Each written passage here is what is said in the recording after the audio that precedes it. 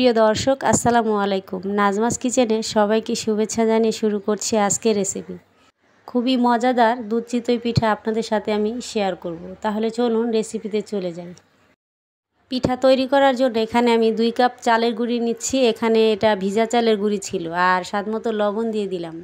তো দেওয়ার পর সবগুলো মিশিয়ে নিয়েছি। এখন এখানে কুসুম গরম পানিটা নিয়ে নিয়েছি। এটা দিয়ে এখন খুব ভালো করে 5 থেকে 10 মিনিট ফেটিয়ে নিতে হবে।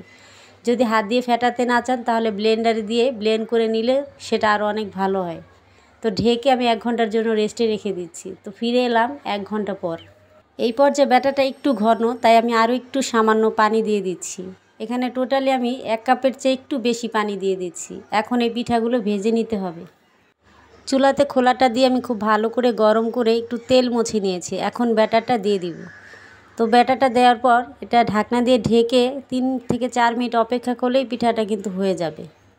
পিঠাগুলো যখন ভাজবেন তখন চুলার আঁচটা কিন্তু শুরু থেকে শেষ পর্যন্ত একই থাকবে। এখন পিঠাগুলো হয়ে গেছে, চুলা থেকে উঠিয়ে নিচ্ছি। দেখতেই পাচ্ছেন পিঠাগুলো কিন্তু বেশ সুন্দর ফুলে উঠেছে। তো একইভাবে সবগুলো পিঠাই কিন্তু ভেজে নিয়েছি। পিঠার জন্য রসটা তৈরি করে নিচ্ছি। এজন্য আমি 1 কাপের মতো গুড় দিয়ে দিচ্ছি, আর এখানে 2 কাপ পানি দিয়ে ভালো করে জাল করে নিচ্ছি। অনেক সময় দেখা যায় দুধ আর গুড় একসাথে জাল করলে সেক্ষেত্রে ফেটে যায়। এভাবে করলে কিন্তু ফেটে যাওয়ার কোনো সম্ভাবনা থাকবে না। এই পর্যায়ে চুলায় আমি দুধ বসিয়ে দিয়েছি। দুধটা জাল করে নিয়েছি। এখন এই দুধটা চুলা থেকে নামিয়ে নিচ্ছি। পিঠাগুলো যখন শিরার মধ্যে দিব তখন যেন শিরাটা গরম থাকে। তো পিঠাগুলো দিয়ে নেড়ে চেড়ে নিচ্ছি। এখন আমি এখানে অর্ধেকটা পরিমাণে দুধ দিয়ে দিচ্ছি। দুধটা দেওয়ার পর একটু নেড়েচেড়ে আমি ঢেকে রাখছি। এই সময় চুলাটা বন্ধ থাকবে। ঢেকে তারপর আমি 2 ঘন্টার মতো রেখে দিয়েছিলাম। তো দেখতেই পাচ্ছেন 2 ঘন্টা পর পিঠাগুলো কিন্তু অনেক সুন্দর করে ফুলে গেছে।